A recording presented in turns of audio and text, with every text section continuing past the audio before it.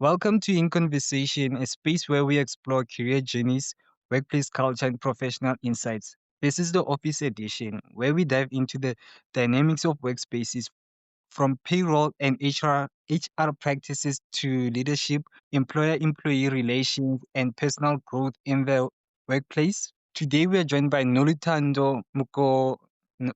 a seasoned HR and PR professional with more than 2 decades of experience. She brings with her a knowledge about workplace culture and the systems that keep businesses running smoothly. In this conversation, we'll uncover her journey, her insights on the ever evolving world of HR, and the lessons she's learned along the way. Noluthando, welcome to In Conversation. I hope I didn't butcher your surname. No, you didn't. You didn't. I'm quite impressed.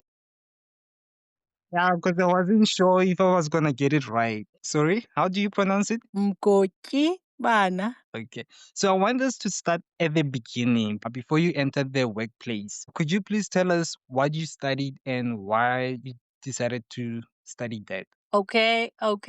My name is Noluthando Mgotyibana. I'm originally from Eastern Cape. I grew up in Eastern Cape and the rural areas of Eastern Cape. So I studied in Eastern Cape and I came to Joburg because my mom was working in Joburg.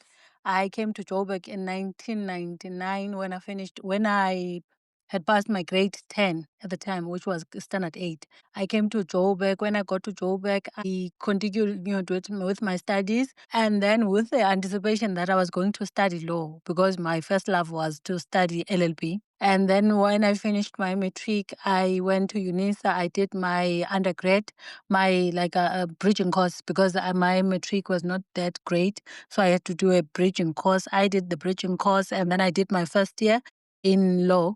But because of financial challenges, I could not pursue the law. And then I went and studied. I did my public relations diploma with GP College, and thereafter I looked for a job. I got a learnership through the Department of Labor. I was placed at a company called Queen International. There I was placed in payroll. So when I started there, I was told that I was gonna be working in payroll. I would be doing salaries with a lady by the name of Bridget. So when I started there, I didn't even know how the payslip was supposed to look like. I didn't, because that was my first job. I didn't know how the printer was worked. I didn't know how to send an email, how the fax worked at the time. So they taught me from scratch. I did payroll. I worked with the lady. So I was a junior payroll administrator, Elena, in that sense. And thereafter a year, I was placed on a permanent role. I worked as a payroll administrator, which was just very junior, and working for the company. I think I worked for that company for more than six or 7 years. And then I got another position by the at Jaguar. I went and worked at Jaguar, which is in Bryanston. So I did payroll there. I was also a payroll administrator at the time. So I was no longer junior, but I was a payroll administrator because payroll works closely with HR, and then the law plan that I had initially didn't really work. So I decided, okay, because now I saw payroll and HR were working together. So I wanted to study payroll, but they didn't have a degree in payroll at the time. So I decided that, okay, I would study HR because I wanted to understand, have a broader knowledge of how HR works so that it translates to payroll. Because I used to get requests where the people would be asking me to do a calculation for retrenchment. How do you do your package, your retrenchment package and whatnot? How do you do a pay slip? So I was like, okay, let me go and study HR and see how it will work. It will work out because I wanted to study. I wanted to have qualifications. After then, and then I did the HR. I did HR diploma through UNISA. I got my diploma in 2016. I graduated in 2016. On the graduation day, I was like, I wanted a tap on the head by the vice chancellor because many people were getting those taps, and us, the Yeah. diploma people, were not getting those. So I was like, okay, I'm gonna come back for this tap. I want to have this cap.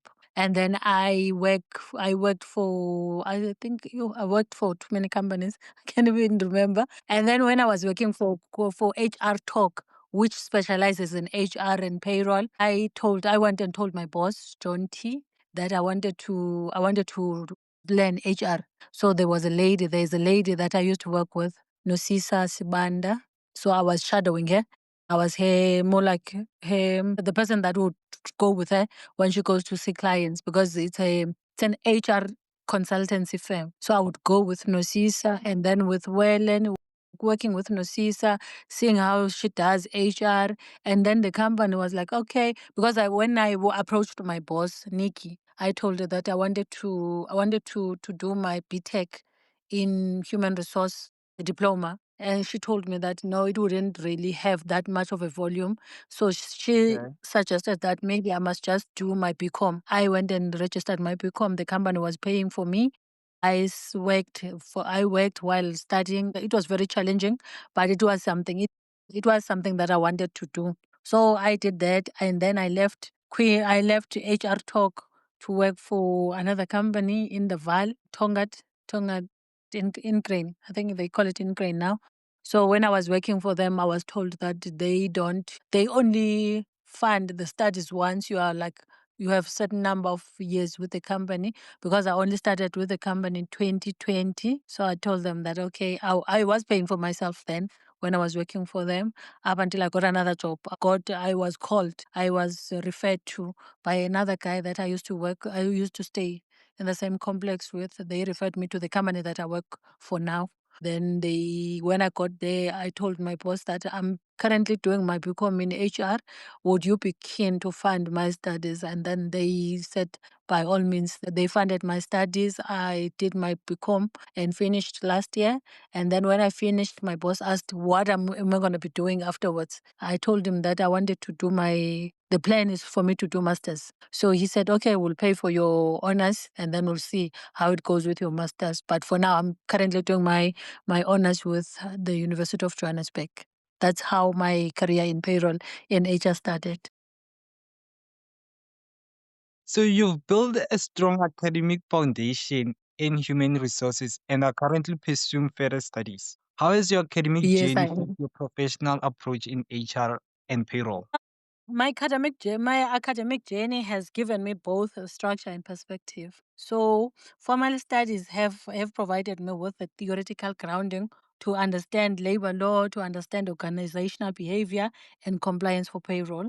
Continuous learning, like those short courses, because now last year I did an SEF certificate, skills development facilitator to facilitate skills for an organization. I did it with Imsimbi, a company that is I think it's somewhere in Rodiport. So continuous learning, on the other hand, it keeps me sharp. Or it kept me sharp, adaptable, reminding me that HR is never static. So HR is constantly moving. So you have to keep yourself abreast with all the developments, all the policies that are changing, all the legislations that are changing.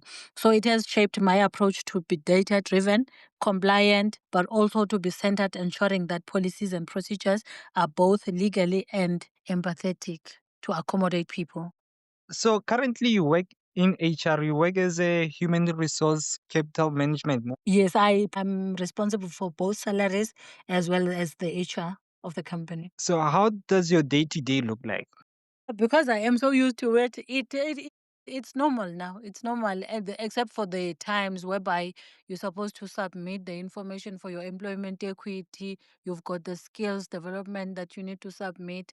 But other than that, it's normal. To me, it's normal because what I normally do is I plan my day. When I get to the office, what the first thing that I do would be to open my emails to see whatever that is agent that needs to be attended to agently, and then I start planning my day based on the information that I have at hand, based on the emails. And then also, I would look at what I need to have submitted. Like, for instance, I do the pay as you earn for the company, the submissions, and the reconciliation. So I know my days that, okay, on this day, after payroll is done, then I have to attend to this. And then in between, you've got your HR happenings because I mean, with HR, you can never plan. It's Yeah. always on the first lane. It's always happening because sometimes you would be busy with payroll and then somebody comes and says to you, you need to do an addendum. So and so is being moved to this position or so and so is being promoted to this position. So it's always happening. Payroll, it's easy to plan, but with HR, it's not really easy. It depends on the strategic linings of the organization. I see. So HR and payroll professionals often deal with sensitive, high pressure situations. How do you approach problem solving when balancing compliance, accuracy, and employee expectations? With regards to employee expectations, obviously, if you wake up early in the morning to go to the office, you would expect your salary to be paid on time, to be paid accurately, to everything to be done correctly, and also applying confidentiality. So how I do that, I make sure that as much as I would be maybe talking to you, the confidential information is not something that I would even consider divulging to, especially if I would have to disclose that information to the person that is not allowed to have that information. So if a person comes to me looking for information, I always make sure that I get the approval first. If it's just an employee looking for their information, I would provide them with that information. But if it is somebody like maybe the line manager, say asking me questions that are personal, then obviously I would have to make sure that there is a need for them to request that information, and also what is the reason for them wanting that information. So that's how it works. So, as a human capital manager, how do you balance strategic business goals ensuring employee ensuring employees feel overvalued and supported? So also on that one, I make sure that whatever that is done, it's aligned to the organization. It serves both the company as well as the objectives of the employees. So the company, because now what you would have to do, you'd have to look at the objectives of the organization, and those objectives would have to be aligned to the employees. That information for them to know that, okay, if the company wants to get to this level, these are the requirements that are needed. Recognition programs recognition programs, open door policies, and regular feedback loops help employees to feel supported, while the workforce analytics and compliance are, they make sure that the business side is also met. I see. So, what industry shifts stand out to you, and how should professionals prepare for the future in the field of payroll and HR? I think what needs to happen, there would be people like the managers have to make sure that when it comes to, because now the things are changing. I mean, 2020, it proved to us that things don't have to be done the traditional way.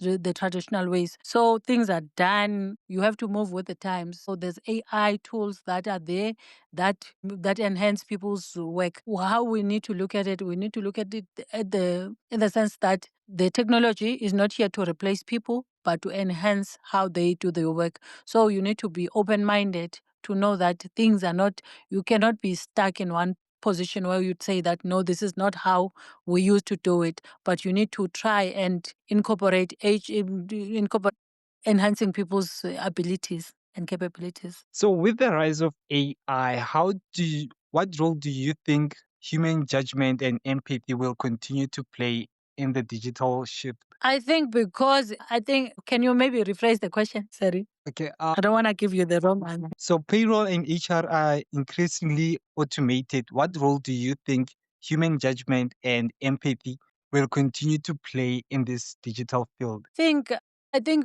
taking people to training would be the best thing, would be the best tool to equip them to work closely with information technology.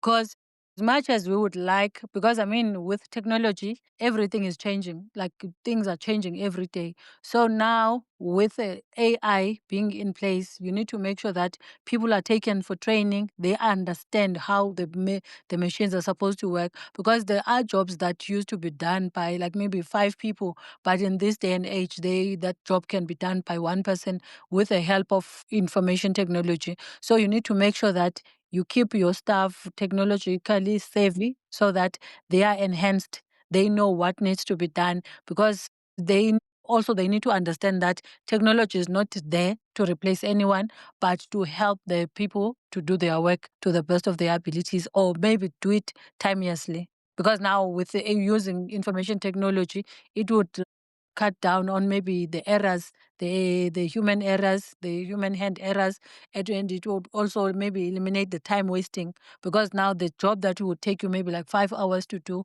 you can end up doing it like in 1 hour.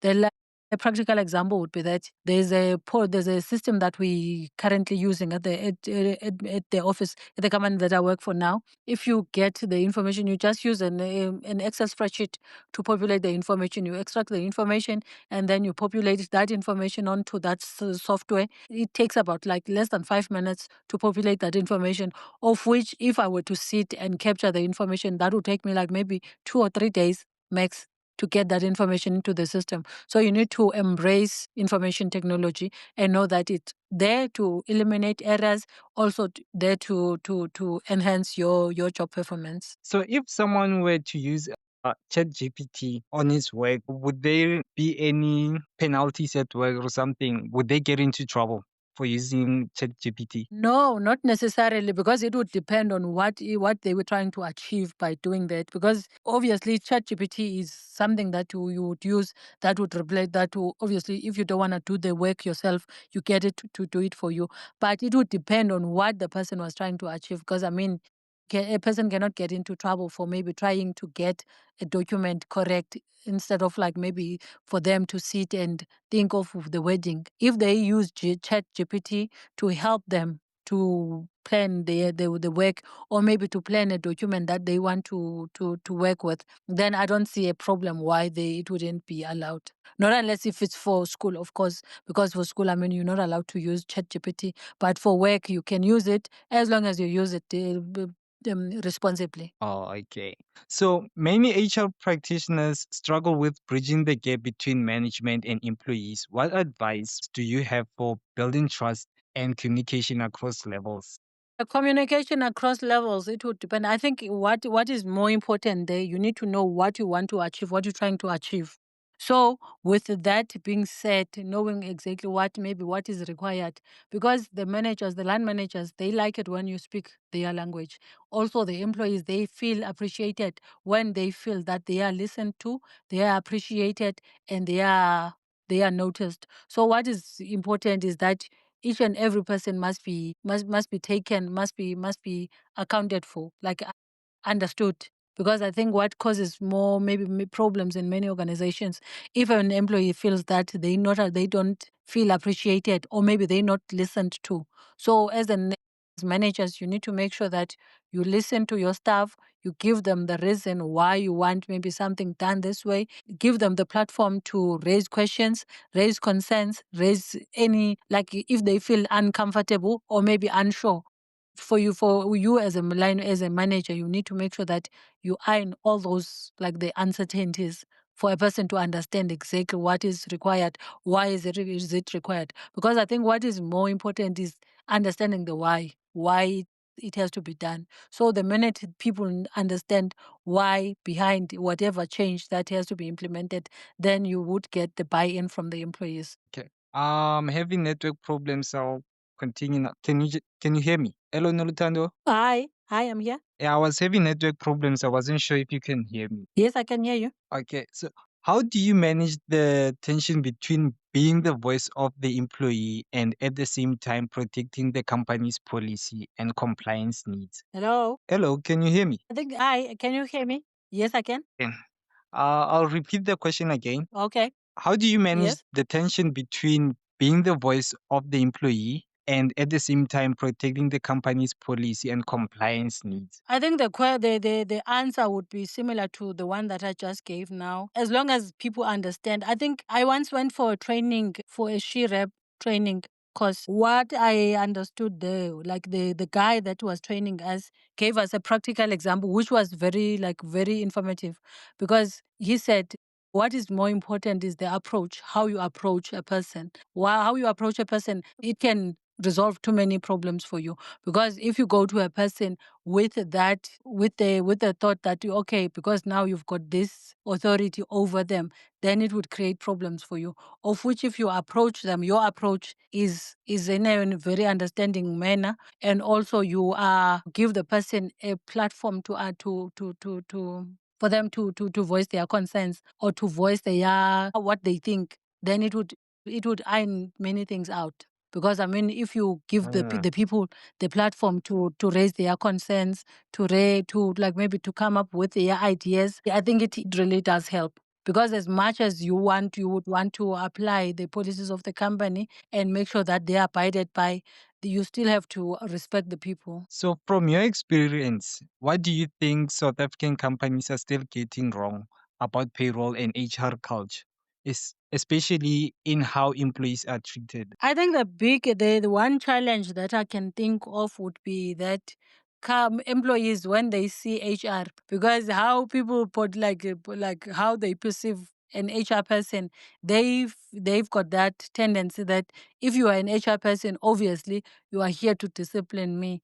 People need to understand that HR is not only about discipline; it's also about the well-being of the staff, to ensure that people do not experience burnout, people are well looked after, people are here are also heard. They're not just managed, because how people portray the HR field, they take it as if when HR is being called, then there is a problem. Somebody's going to be fired, of which that's not the case. Okay. So, you've transitioned through different organizations and roles. What skills or qualities have helped you stay adaptable and relevant in the evolving HR landscape? I think what has helped me a lot was that I embraced each and every role as a learning curve for me. I have never seen a change whereby maybe I have to do something and then I see it as a challenge, but instead I embrace the challenge, and I make sure that I learn as much as I possibly can. I recently learned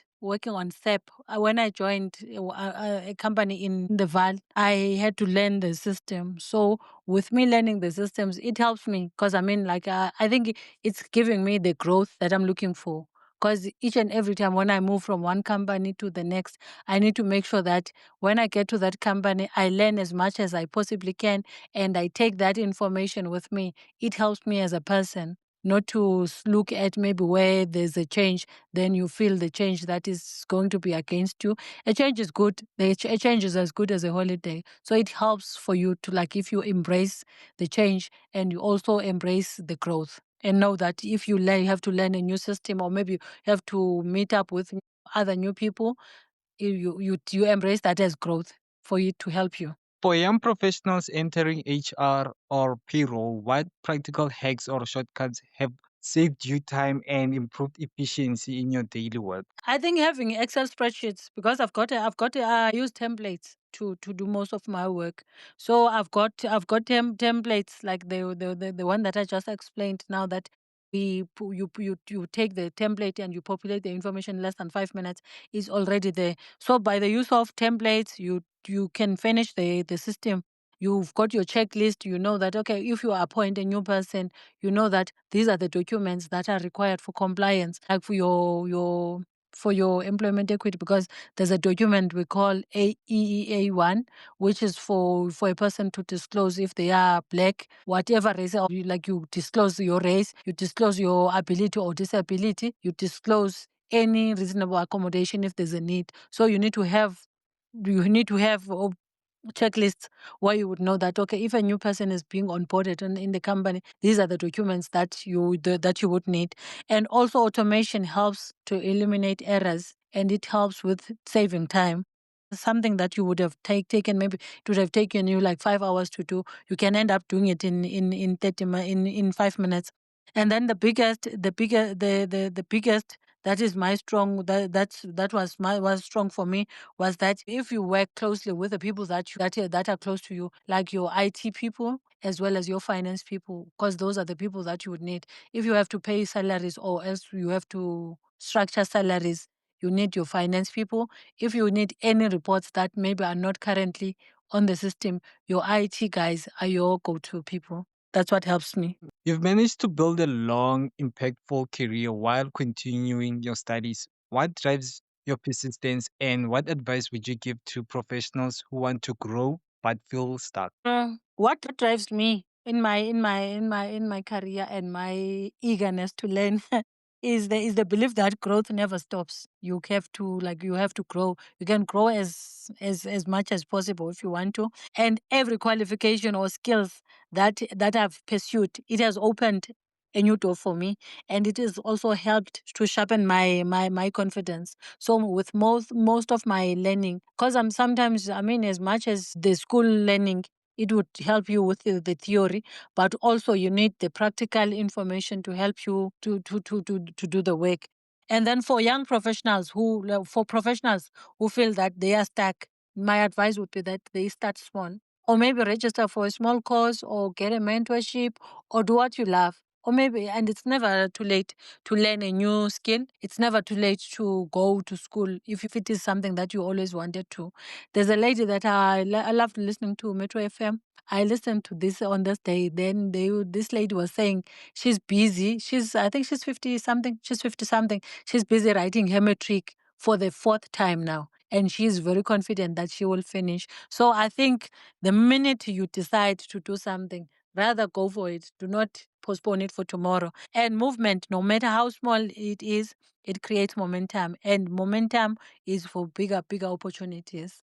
You mentioned earlier on that when you were starting off, you wanted to get a qualification in payroll back then. Can someone now study a qualification in payroll, or do they have to study HR? There are companies currently that are offering a diploma in payroll. There's a lady that I used to work with. She's got a diploma in payroll.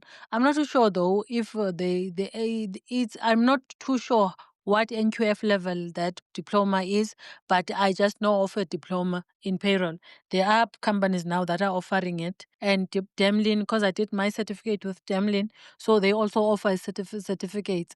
I'm not too sure about the universities though, if they do have that qualification. But the last time I checked, they didn't. Hence, I decided to move over to HR. So it would be safe to just do HR, ne? Even payroll, I mean, you can do payroll the diploma in payroll.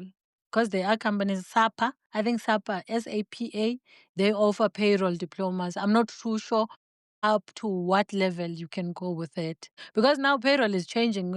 Back then, payroll was just more like a back office function where you just sit there and I mean, you just do payroll. Like many people didn't even know. Like I, for instance, I didn't know that there was a career called payroll. I just knew that when people go to work, they get salaries. Who did the salaries back then? I didn't really know. Up until when I started working in payroll, then I understood that there is something. There is the pay department which is called payroll. Some companies they outsource it to outside companies, like for maybe big companies or small companies. They sometimes outsource it because they back then it was never seen as something that was very important to have. And also I think they were also avoiding because some people they try like to disclose information.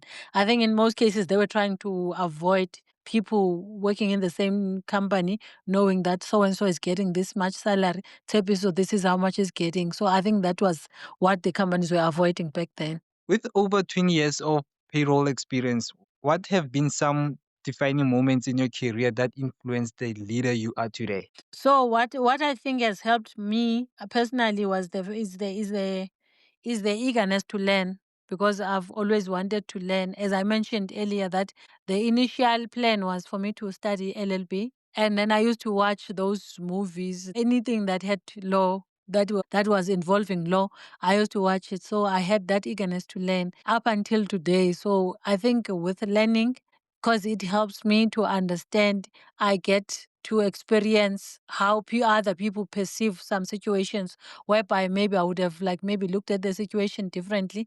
But if I have to read the books or maybe read an article or go and listen to somebody's podcast or go to read a case law, an old case law, it helps my ability to do my work to the best of my ability. As much as I would love to do the work, maybe try to help the company, but also I also make sure that I listen from the employee side to try and understand where they're coming from with the problem, what is causing the problem, checking the person's maybe performance historically before I make a judgment. Noluthando, I want to take this moment to say thank you for your time. I don't know if there's anything you want to share with the people. What I would love to share with people is that you can never be too old to learn. If it is in you that you want to learn, just go for it. Don't postpone it for tomorrow.